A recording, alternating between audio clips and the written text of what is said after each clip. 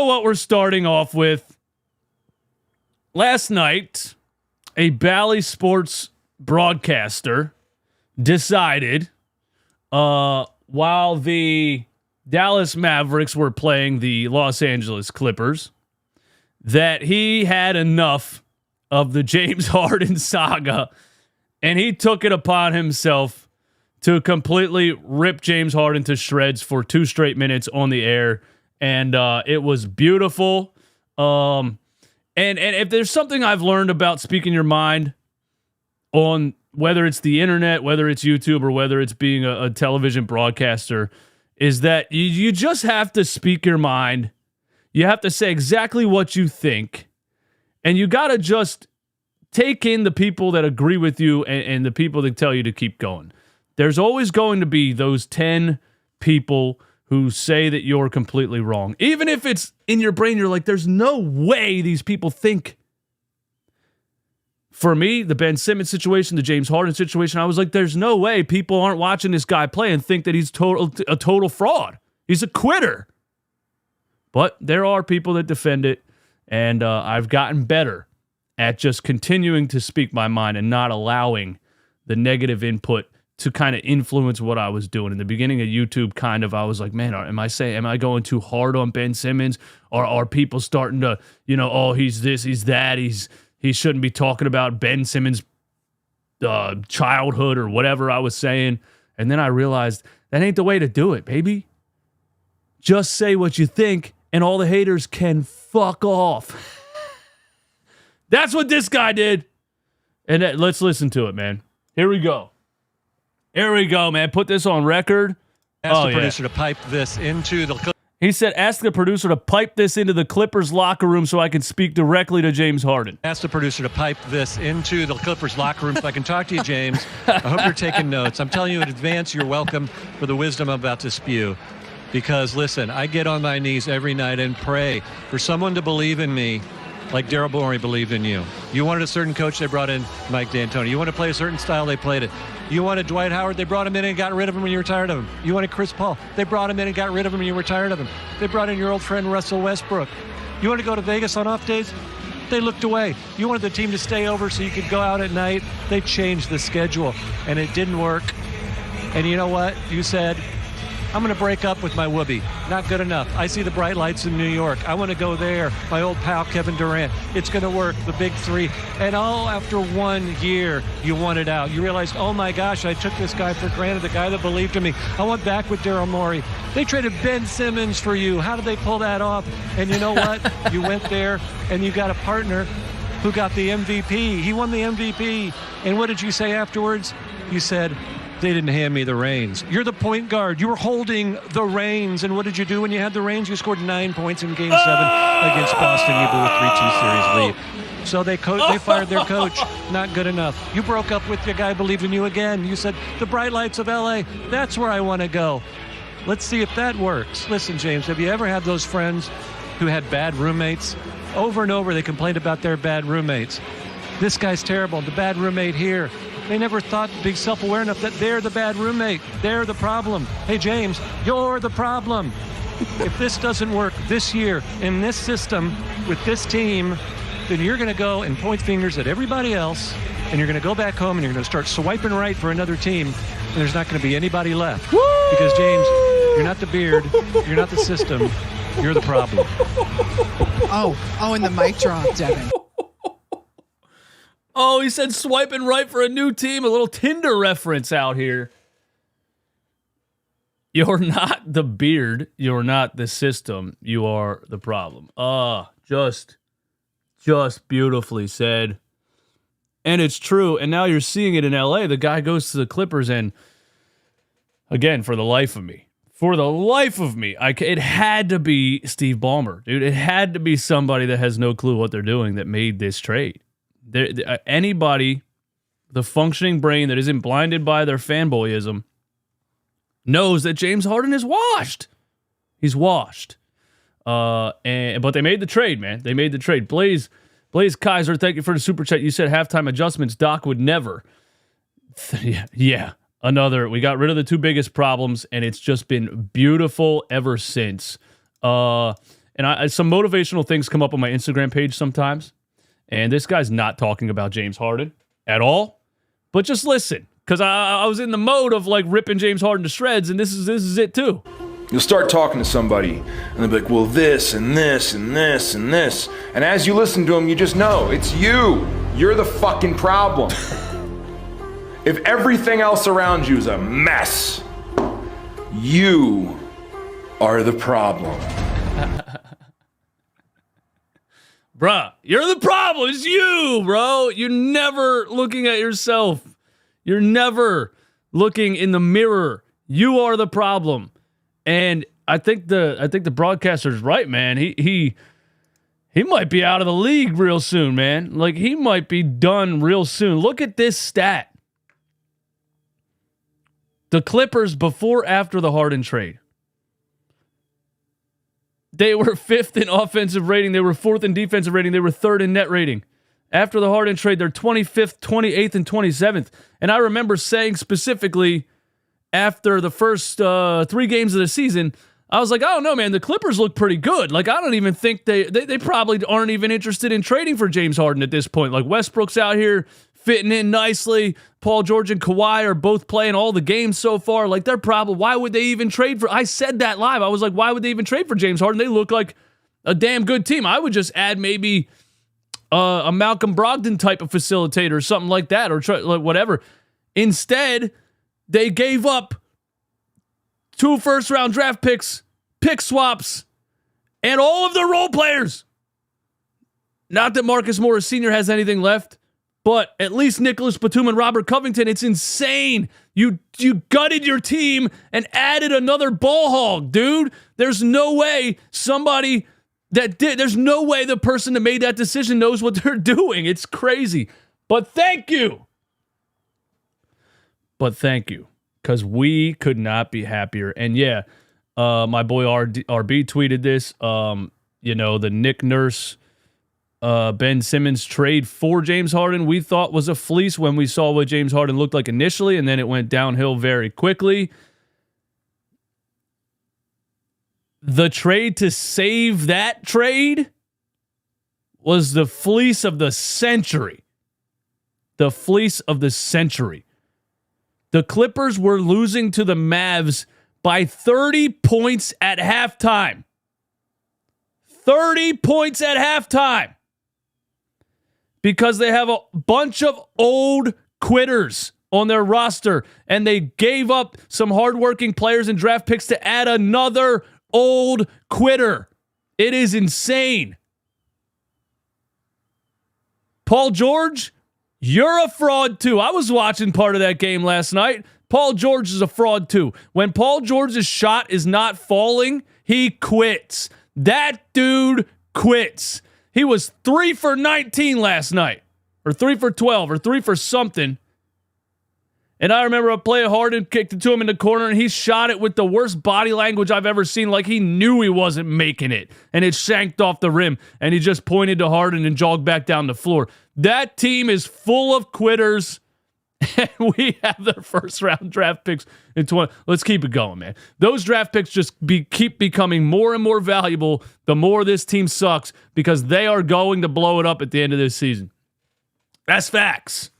Fresh, thanks for the super chat. After Celtics game, Nick Nurse said we've only implemented 40% of our defensive scheme, so we still got a lot of growth to do. Hey, thanks for the support, and that's wild because, there's definitely a lot to work on. There's a lot of still chemistry things especially with the players that we got back in the trade. There's a lot of things to figure out still on the offensive side. Also, DeAnthony Melton is continues to not really look like a starter. The question's still out there with Kelly Oubre. Like, we liked him kind of coming off the bench as a spark off the bench. I think Nicholas Batum could end up in the starting lineup. I think that there's definitely still like maybe a trade to be made. But we've only implemented 40% of our defensive schemes. That's wild because we are playing hellish defense right now. And that's what Nick Nurse always did. That's why, dude, Nick, you got the coach that was the one mastermind that could stop Joel Embiid. Who was in charge of the Toronto Raptors when Joel Embiid had his only 0-point game in his career? Nick Nurse is such a strategist. He held Joel Embiid, the highest point per minute player in NBA history. He held that guy to 0 points in an entire game. The Sixers are winning with effort and defense, and it's beautiful. K-Cell, Eastwood, you are the man. Thanks for the content. Keep up the great work. Thank you for the support, man. Thank you for the support. All right, what do we got next, man? What do we got next? Look, some stats on Tyrese Maxey, because Tyrese Maxey's balling out of his mind right now. Tyrese Maxey is clearly the point guard of this team. There's no more, hey, we need to trade for a point guard. There's no more, hey, when Harden leaves, you guys aren't going to make the playoffs. Tyrese Maxey can't pass the ball. He's whatever. He has developed into a, dare I say, so far this season, top 5 point guard in the NBA, guys. This guy went from a bad shooter to a top 5 shooter in the NBA. This guy added, next year, he added creation things. He added dribble moves, step backs, different array of scoring abilities. I think he's a top 5 finisher around the rim. Sometimes I put him right under Kyrie Irving with the just array of creative finishes, right hand, left hand, English here, up and under, reverse finish. Now he comes in this offseason, hey, he can't pass. Oh, don't mind me. I'm just going to go work for a couple months and come back as a top 5 passer also. Why not? In Tyrese Maxey's, in the last 4 games, Tyrese Maxey has 37 assists to 4 turnovers, 4 steals and 4 blocks. He's also improved incredibly as a defender. Last night he held Cade Cunningham, Marcus Sasser, Killian Hayes, and Asar Thompson to 3 for 14 from the field and 0 for 6 from 3. That's beautiful. A stat by me. A couple of things I just looked up and wrote down a couple of minutes ago. Tyrese Maxey so far this season, 13th in the NBA in points per game, 8th in the NBA in assists per game, 6th in the NBA in assist to turnover ratio, player efficiency rating 12th. Joel Embiid is 2nd. Embiid, Maxey, points, assists off pick and rolls, 1st in the NBA. This is not a drill. This is not a drill. This is real life. This is really happening. All of our frustrations over the past how many years? This is really happening. We finally are watching good things happen. We're no longer hoping that good things can happen. We are watching good things happen. We're no longer watching the Ben Simmons. Well, if he does this and if he does this. Let me do my Stephen A. impression real quick of Ben Simmons. If this brother gets a jump shot, I'm just telling you. If this brother gets a jump shot. Yeah, he's never getting a jump shot, bro. We're done hoping. Great things are here. I'm so happy I almost can't even talk anymore. Games with 10 plus assists and 0 turnovers so far this season. Tyrese Maxey 2, Chris Paul 1, everybody else 0. I mean, what are we talking about as far as being a point guard? Well, what are we talking about? The kid passes the ball, runs the offense, runs the pick and roll, the pick and pop, makes the skip pass, and he doesn't turn the ball over. Not only did he become a point guard, he looks like a perfect one. Okay. Eastwood, calm down. 372 in here. Give me 372 likes on the stream. 383. Give me 383 likes on the stream. And let's keep it going. I don't think enough people are talking about Joel Embiid this season because I think the Tyrese Maxey thing is maybe outweighing it a little bit. Or we're so used to Joel Embiid being great that it is just what Joel Embiid does. After that opening game against the Bucks, I said, Joel Embiid's out of shape as he always is in the beginning of the season. It's going to take, a month for him to get into game shape to really be, start dominating, and then he'll be the MVP. He shut me up real quick. The next game, Joel Embiid was back on his tear. And it starts on the defensive side of the ball. It starts on the rebounding side of the ball. Last season he was finishing games of 4, 5, 7 rebounds, and there just the effort wasn't on the glass. And it's a scheme thing, and it has to do with the players around him playing better perimeter defense, allowing him to crash the glass so he doesn't have to constantly run out to the perimeter. There's a lot of things that go into the reason he's having these rebounds. He's with all the rotations and the schemes, he's able to stay closer to the rim to be able to fight for these rebounds. But over the last 7 games, 16 rebounds, 10, 11, 11, 13, 15, 9. Joel's rebounding the ball. Joel's giving 100%, except for maybe part of the first half yesterday, but he's giving 100%. And he's fighting under the rim. And a guy the size of Joel Embiid with the ability of Joel Embiid, and I've said this over the years of his career, he has the ability to play at 60% and still be damn near better than everybody, right? Joel Embiid can go out there and give 70% and drop 30 and 8, and it looked like a lackluster game, but he dropped 30 and 8 because he's just that dominant. I don't think I've ever seen a player the size of Joel Embiid with the skills of Joel Embiid. And you can argue that if you want to. Go ahead and name one. Who's 7'2", 275 that can do a Steph Curry step back and has a Hakeem Olajuwon fade away, and just it's crazy. That's how good he is at his size. Now you have that plus schemes, plus 100% effort, plus strategy, putting him in the right spots, taking advantage, getting him going downhill, right? Giving him advantages. He might be completely unstoppable at this point. 33-27, 48-26, 28, 35, 34. And I like these games where he has 27, 26, 28. Because, again, we're not looking for that MVP season anymore. We don't care about that anymore. Nobody cares about that anymore. We want to win the whole damn thing. And on those games, 27, 26, 28, it's usually he dominates in the first half. Was it the Suns the other night? Where he had 10 points in the first quarter and he finished with 27 because they make adjustments at halftime. Suddenly they're throwing the kitchen sink at him. But unlike years past, where he would then do his best to try to fight through triple teams the entire second half, he doesn't have to do that anymore. Oh, you're going to triple Embiid? Cool. We'll just give the ball to Maxey. We'll run some pick and rolls. We'll run some swing the ball around the perimeter. We'll run a whole bunch of different things. So this is what you see from Joel Embiid, and I still think he could go for MVP, honestly. Yeah. I was going to say something else there, and I forget, man. I forget what else I was going to say there. But anyway, what else I got, man?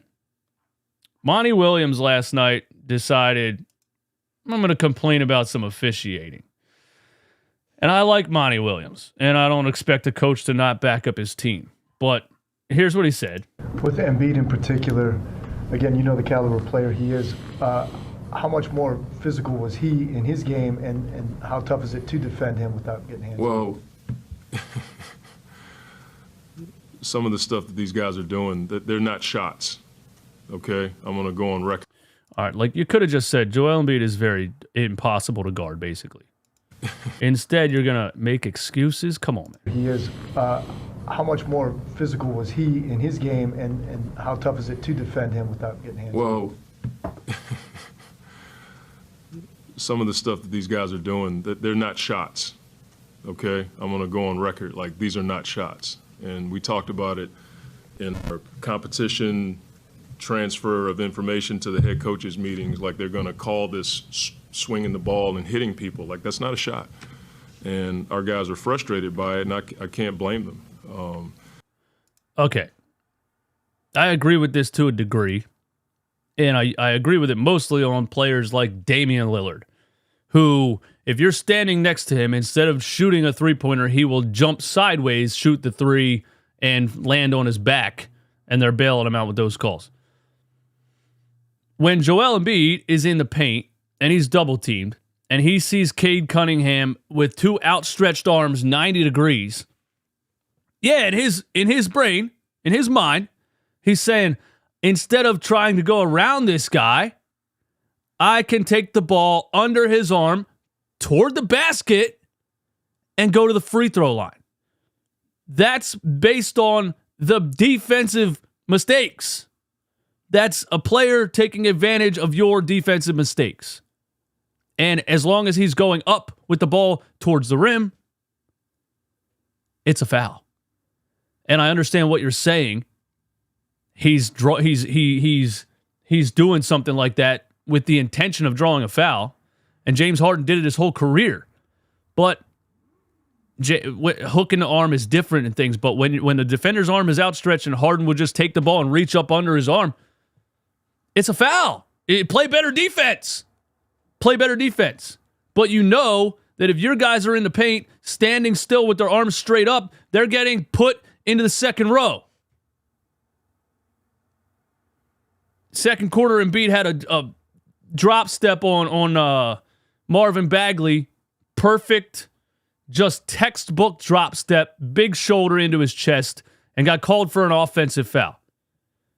Actually, Monty Williams, if you want to talk about the officials in this game, the entire first half seemed a little bit like, hey, NBA in-season tournament. We know some of these aren't good matchups. Let's do our best to at least keep it interesting until halftime. Because the first half of that game last night,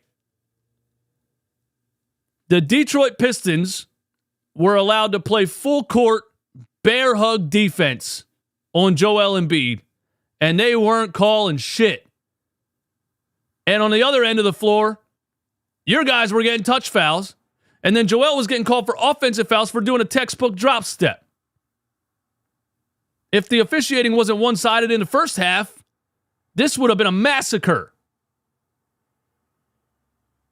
And in the third quarter, all of a sudden, it's like the NBA officials said, okay, we're done trying to make this interesting. Let's call the fouls that are actually fouls now. And yeah, Joel had 9 free throws in the third quarter because we kept getting him in the paint. You kept fouling him. It's not foul baiting. It's a player that's impossible to stop. And when you play a team like the Pistons and Marvin Bagley's their biggest guy, they don't have an answer for it. They have to foul him. Nice try, Monty Williams. I'll give you credit for the effort. I'll give you credit for the effort. A couple more things before I get up out of here. And thank you all for being here. We just passed over 500 live. Y'all do me a favor, hit the like button. NBA Dunk Central. Somebody who, Micah Scotto, Hoops Hype. I don't know. Let me know what you think of this. With the James Harden saga over, all eyes are on the next potential trade for the Philadelphia 76ers. They now can offer up to 3 first-round picks, 4 second-round picks, and 3 first-round pick swaps. Bro, that's massive. And they're hoping it's enough for a player of the caliber of Drew Holiday. I don't know where Micah Scotto got the Drew Holiday stuff from. I don't know why he used Drew Holiday as an example. Just kind of an odd a player of the caliber of Drew Holiday. I mean, 3 first-round picks and 3 first-round pick swaps? I better get you a player better than the caliber of Drew Holiday. I love Drew Holiday, but the Sixers aren't looking for a point guard anyway, right? But yeah, I mean, there's players out there, obviously, I've said it a bunch of times already, OG Anunoby, Alex Caruso. There's players that I think would fit perfectly that you can definitely get in trades for less than all of these assets. So I think you could bolster this roster a lot yet and still have assets. Or they wait till the offseason and maybe you sign OG Anunoby outright, who would be probably getting a max contract at about $43 million a year. Anyway, I got some calls from last night, and then we're out of here. All right? The people that called the show after the game, we're going to listen to those. And then I'm going to go do some stuff. Shout out to everybody in here. I'm not talking to you. What's up with the phones and the watch today, man? Here you go. Let's listen to the calls, man. Anonymous. Wait. We got this one from... All right, listen to this one. This is a good one. Hey, my name is Vaughn. I'm a very young Sixers fan, as you can tell by my voice. And I want to ask you if you're back on the Sixers yet, because with the 6-1 start, it looks very promising, but the Sixers have had a bad tendency to choke with these types of situations. I know the vibes are good, but there's a couple of things that I'm not so happy about, specifically Nick Nurse's willingness to play DeAnthony Melton a lot of minutes. He's got one of the worst finishing packages I've ever seen in my life, and I think he could potentially hold us back. And I want to know your thoughts on him and how he's played so far, because I think it's been horrendous. Shout out to Vaughn, man. Thanks for the call. Young Sixers fan. And I want to say this, first of all, I don't know how old you are, but you know more ball than a lot of people twice, 3 times your age. Shout out to Vaughn, man. Thanks for the call. Am I bought back in? Yeah, I mean, I can't. First of all, Vaughn, I can't help myself. You know, I'm seeing things from this Sixers team that I haven't seen in 20 years. You know, I know when you Vaughn think of the Sixers, you're not, old enough to really look at the lows of the lows of the lows, right? The process started 10 years ago. I'm going to guess you're about 15. You were 5. You understand what I'm saying here? Before that, Vaughn, there was 10 more years of nothingness. You know what I mean? And even in the early 2000s, if it wasn't for Allen Iverson just being the great talent that he was, they weren't that good then either. I'm seeing things now, Vaughn, that I haven't seen since you were negative 18. So I'm back in. As far as the DeAnthony Melton thing, DeAnthony Melton does not look great in the starting lineup. I think that's the one, and it's fun because the Sixers are playing great, and they still have a glaring weakness, and that is the shooting guard position. I think DeAnthony Melton's a nice player coming off the bench. But yeah, I think they could definitely upgrade with the starting shooting guard position. I think Joel and Maxey are good enough to kind of hide DeAnthony Melton. I don't know if he can necessarily hold us back unless, you get into some big playoff situations, big playoff matchups where teams are running better defensive schemes and let's try to shut those guys down and make a guy like DeAnthony Melton beat you. So I understand what you're saying. They need to fix the starting shooting guard position, and they need another wing defender or a point guard off the bench. There's things they need. But I'm bought back in, Vaughn. Welcome to the show. You're bought in too, man. Luckily for you, you didn't have to watch 20 years of nonsense, Vaughn. You're coming up at the right time. Here's another one. DJ Eastwood. Hey, DJ. Great Sixers wins. Great game by Maxey. 7-1. Let's go. Here we come. Sixers. Yeah, Riley, thanks for the call, man. I agree. Go Sixers. Maxey. Run it back, Philly. More like run it back, Detroit. Them niggas gonna be wanting running it back after Embiid stroked it all over them. Them niggas was stroking all game.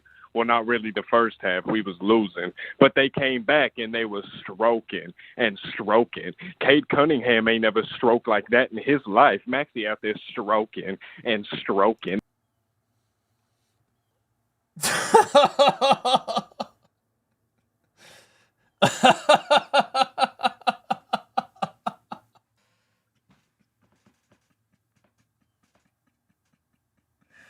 Dude!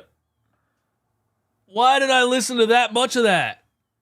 Oh my God, bro. All right, it's time to screen the calls before I play them live, because that...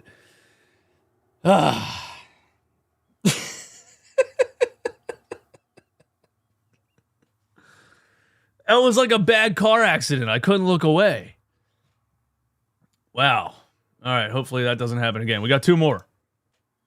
Yeah, man. Watching the game, I didn't know what the fuck they was doing first 3 quarters, but they held it together. They usually have a problem with younger teams that run fast and got to get in transition and all that, but they play tough and they play hard, at least. We can say that no matter what. We can expect them to do that. Shout out to Nick Nurse. Doc was a weirdo. That's just what it is. See how many lineup changes he did throughout the game? Like, Doc would have just sit there on his rock and just let things, no, we going to force it to Embiid no matter what. He going to say. He was like, he trying to do stuff within the offense, and he just care more. You feel what I'm saying? Like, 7-1 is crazy. 6-1, whatever the fuck he is. Let's go, Sixers. Keep it up, man. And I'm planning on seeing good things from this team this year, man. Let's go. Let's go, Eagles. Let's go, Sixers. Philly versus everybody. Dick up. Hey, Howard, thanks for the call, man. I agree. Doc was a weirdo. And yeah, you're seeing a coach try different things. You're seeing a coach, make adjustments on the fly. Cade Cunningham was balling in the first half, and Nurse in the second half came out with I think the Anthony Melton was guarding him in the first half for most of it, and then the second half he switched Kelly Oubre onto him. There was so many years under Doc Rivers where guys would be going off and we would make no adjustments, man. I remember when Damian Lillard dropped like 59 on us, and we were still single covering this guy in the fourth quarter. And I was like, dude, can we at least trap the guy at half court and make him pass the ball? What are we doing here? That's finally over. I remember TJ Warren going for 50 on us in the bubble, and Brett Brown was like, yeah, we're fine. Keep going under screens and don't do anything. We kept going under screens on a guy that was shooting the lights out. There's finally a conscious brain in the locker room that's like, hey, this ain't working. Let's try this. So, yeah, I agree with that. One more. What's up, Eastwood? I wanted to ask you something, man. Would you consider trading Jaden Springer or including him in a package for, let's say, OG Anunoby, considering the fact that we're not giving him enough minutes? Oh, yeah, absolutely, dude. Absolutely. Jaden Springer is not even close to untouchable. I'll throw Jaden Springer in a trade package right now. Yeah, Jaden Springer is 20 years old. He has the potential to be a nice player at some point in his NBA career. It is not on the timeline of the Sixers win now agenda. Yeah, 100%. Actually, you should have traded him before the season started because he's played a couple of games this year and probably lowered his trade value. After the Summer League and the G League finals, you should have traded him, honestly. Jaden Springer is still very raw offensively and has a lot to work on before he's a valuable offensive NBA player. Great defender, but yeah, throw Jaden Springer in a trade package immediately. He's not really bringing anything to this team. Just looks nervous when he's on the floor still, man. I like him, but absolutely throw him in a trade package, man. I don't give a damn. Lays Loda, thank you for the super chat. Can Maxey get most improved player? I think he should. Does that count though? Because he averaged 20 points per game last season. You know what I'm saying? But yeah, if Maxey goes from he was a what, third option last year behind James Harden, dribbling the ball for 25 seconds every possession, and he still dropped 20 points per game. And then, Harden leaves, and we're like, we need Maxey to become a point guard, and he becomes a point guard, and not only becomes a point guard, but so far is literally a top 5, 4, 3 point guard in the entire NBA as far as assist to turnover ratio. And add in what he's improved on defensively. Hell yeah. Joel Embiid. How about Joel Embiid back-to-back MVP and Tyrese Maxey most improved player? How about that? How about that? I saw someone in the chat say that we had an easy schedule. We played the Bucks and the Celtics in the first, 7 games. So, I mean, you're not going to play the top of the East every night, are you? You're not going to play top teams in the NBA every game. Everybody's had an easy schedule because half of the league sucks. That's how it goes. You guys did the same thing with the Eagles last year. Oh, you guys didn't play anybody. We can only play the best teams like 2 or 3 times in the whole season because there's only 2 or 3 teams that are on that level. What teams are on the level right now? Right now, at least 7 games into the season, 8 games into the season. The Sixers, I'm not even putting the Bucks up there. They got the worst defensive rating in history right now. The Celtics, the Nuggets. Who else? You want us to play the Celtics every night? Anyway, Digital Print House, thanks for being a member of the channel, bro. Aunt C, thanks for being a member of the channel. That was the funniest moment ever. Yeah, we're going to clip that out. And we're going to put it on TikTok, man. We're going to do that. TikTok and Instagram Reels because that was ridiculous. Hey, I got nothing else, man. Thank you guys for coming in here. Thanks for hanging out with me once again. Give me all the likes, subscribe, turn your notification bell on. Mr. Rudy, top supporter of the month. Lage Loda, thanks for the super chat. Thanks for the newest member of the channel, Omazi TV Studio 57.